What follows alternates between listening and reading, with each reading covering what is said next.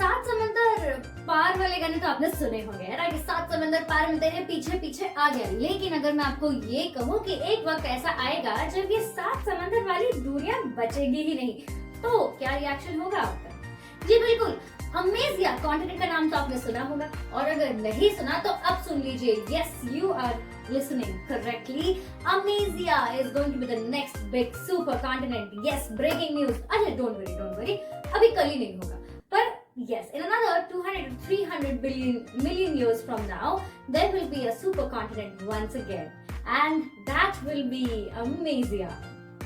So Chetus, I am Barsha Mukherjee, your geography educator for classes 11th and 12th. I'm sure you are already taking lessons of geography with me. If not, then what are you waiting for? Come and join me in my classes on Unacademy Humanities or on the Unacademy app.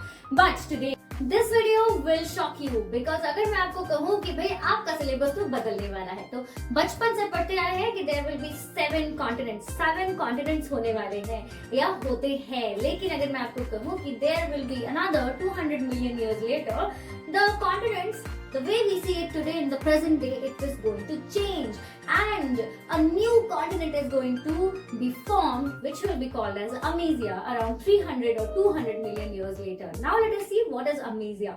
So देखा जाता है, जैसे हमने पहले से ही पढ़ा हुआ है कि भाई हमारा जो अर्थ का क्रस्ट है वो बहुत सारे छोटे एक्चुअली बहुत बड़े लैंड मासेस में डिवाइडेड है, जिनको हम कहते हैं टेक्टोनिक प्लेट्स, है ना? खाने वाली प्लेट नहीं, रॉक वाली प्लेट जो कि बहुत बड़ी होती है।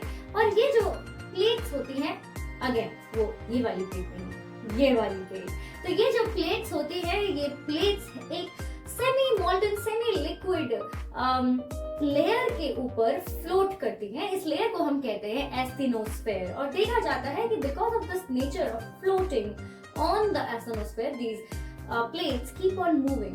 Sometimes they move towards each other, sometimes they move away from each other. तो ये तो बात हो गई कि भाई the movement of the plates. But why are we discussing this? What is the need to discuss the movement of the plate? So yes, as I told you about the new continent, the new supercontinent Amnesia.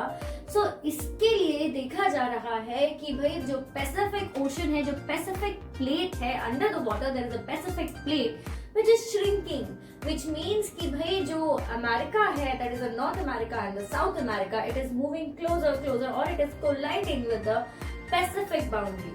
Similarly, जो Asia है वो भी Pacific boundary के साथ इस तरह से Pacific boundary जो है वो it is moving towards America and Asia, जिससे कि ये हो गया कि Pacific is a heavier plate and it is going downward, it is having a downward movement and we are losing the crustal part.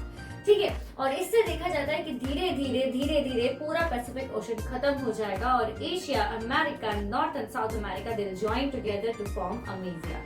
Yes, this is interesting, I know this is interesting, but do you know इससे भी ज्यादा interesting चीजें हैं मेरे पास। तो चलिए बात करते हैं कि इससे पहले कब ऐसा हुआ कि सुपर कॉन्टिनेंट रहा। तो बहुत लोगों को लगेगा कि हाँ भाई पैंजिया है, हमें मालूम है पैंजिया, पैंथेलासा, पर अगर मैं आपको कहूँ कि नहीं, not only Pangaea, but there have been many such instances जहाँ पर इस तरह के super continents रहे हैं in the past. तो आइए let us talk about the more super continents की वो कब और कौन कौन से थे। ये बहुत इंटरेस्टिंग सवाल है। अगर आप कॉम्पिटिटिव एग्जाम्स की तैयारियां कर रहे हैं, so such questions definitely are very important. But इस फैक्ट को जानने से पहले, जो और भी सुपर कॉन्टिनेंट्स हैं उनके बारे में जानने से पहले, आइए फटाफट से बात करते हैं कि भाई किसने इस थ्योरी के बारे में पता किया। Who was the person who found out that the plates are moving and there was a single supercontinent? तो जैसे कि आप देख सकते हैं, the theory of Alfred Wegener. तो Alfred Wegener was a German climatologist और अ मीटरोलॉजिस्ट, मतलब एक ऐसे स्कॉलर, ऐसे साइंटिस्ट थे जो कि जनरली क्लाइमेट चेंजेस के ऊपर पढ़ाई करते थे। तो फिर उन्होंने एक बार कोशिश की कि यार देखा जाए कि ये जो सारे कॉन्टिनेंट्स हैं इनके अलग अलग ये किस किस क्लाइमेटिक जोन में रहे, या क्या इनके क्लाइमेट हमेशा से सेम थे। तो जब वो ये चीज पता करने लगे तो उनको क्लाइमेट के बारे में तो पता लगा, लेकिन उससे भी बड़ी चीज पता लगी। उन्हें ये रियलाइज हुआ कि भाई ये जो कॉन्टिनेंट्स आज जहाँ पर हैं, जहाँ इनका रियल ओरिजिनल प्रेजेंट पोजीशन है और वहां पर जिस तरह की क्लाइमेटिक कंडीशंस है, जब हम उनकी पुरानी कार्बन डेटिंग करते हैं या जब हम रेडियोमेट्रिक डेटिंग करते हैं, तो पता चला कि वो एक्चुअली उस क्लाइमेटिक कंडीशन से बिल्कुल भी मेल नहीं खाते जो कि प्रेजेंट कंडीशंस में है। तो एल्फ्रेड वेगनर ने कहा कि यार why this huge drastic difference. तो क्या ऐसा हुआ कि जो कॉन्टिनेंट्स आज ट्रॉपिकल जोन में हैं, जैसे कि मोस्ट ऑफ एशिया, राइट, जैसे कि मोस्ट ऑफ एशिया, जैसे कि सेंट्रल अमेरिका, ये सारे ट्रॉपिकल रीजन्स में आते हैं। तो उन्होंने सोचा कि क्या अर्थ के क्लाइमेटिक जोन्स बदलते रहे, पर फिर उन्हें पता चला कि नहीं, एक्चुअली हुआ ये कि सारे के सारे plates they keep on moving, ये जो है मूव करते रहते हैं, जैसे कि मैंने आपको कहा, right, convergent boundary, divergent boundary and transform boundary, right. तो इस तरह की बाउंड्रीज को ये फॉर्म करते हैं। तब एल्फ्रेड वेगनर ने अपनी थ्योरी दी जिसका नाम है, ध्यान से सुनेंगे, एल्फ्रेड वेगनर की थ्योरी का नाम है कॉन्टिनेंटल ड्रिफ्ट थ्योरी। तो कॉन्टिनेंटल ड्रिफ्ट थ्योरी देने वाले एल्फ्रेड वेगनर, जिन्होंने सबसे बड़ा एविडेंस दिया कि भाई जब आप साउथ अमेरिका और अफ्रीकन कॉन्टिनेंट्स को पास लाएंगे तो वो बिल्कुल ऐसे जिग्सॉ पजल की तरह फिट हो जाएंगे।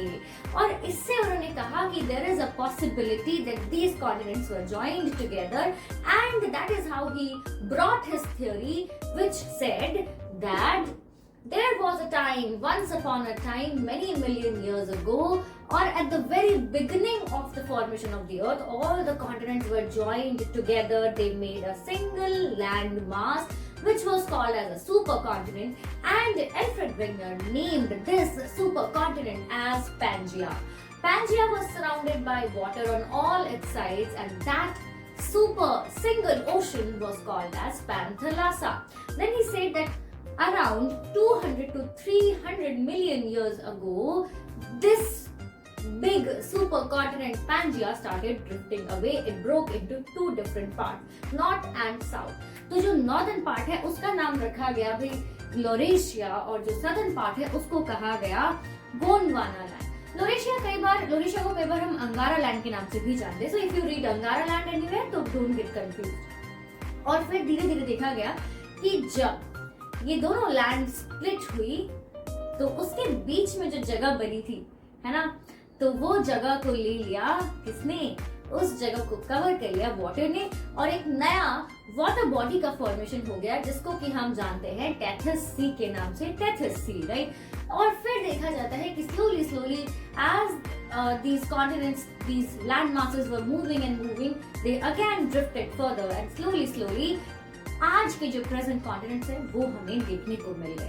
तो ये है भाई कॉन्टिनेंटल ड्रिफ्ट थ्योरी, जो कि आपके सिलेबस का पार्ट है NCERT, which is very important from the point of view of your examinations, from the point of view of your competitive examination.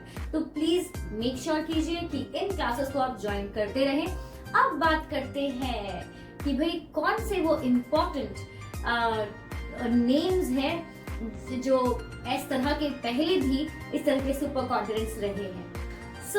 खत्म होता है आपका इंतजार और बात करते हैं और भी सुपर कॉन्टिनेंट्स के बारे में जो पहले रह चुके हैं। तो माना जाता है एक सुपर कॉन्टिनेंट का साइकिल है जहां पर बहुत सारे कॉन्टिनेंट्स धीरे मूव करते हुए एक साथ जुड़ जाते हैं और फिर धीरे धीरे वापस से ड्रिफ्ट कर जाते हैं और फिर वापस से जुड़ जाते हैं। तो देखा जाता है काफी बिलियंस और मिलियंस ऑफ इयर्स के अंदर ये जो है एक्टिविटी देखी जाती है। तो सबसे पहला जो हमारे साइंटिस्ट के अकॉर्डिंग सुपर कॉन्टिनेंट रहा उसका नाम था नूना, 1.8 billion years ago.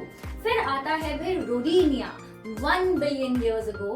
Then we see Pangaea, 200 to 300 million years ago, and the next will be, you know it।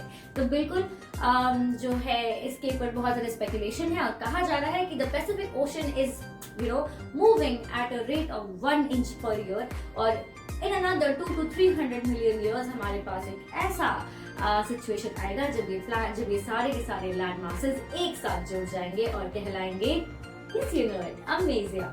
Thank you everybody for watching this video. If you liked it, please let us know in the comment section. If you have any suggestions कि हाँ हमें इसके ऊपर video देखना है, वो भी बताइए। Till then keep rocking, let's crack it.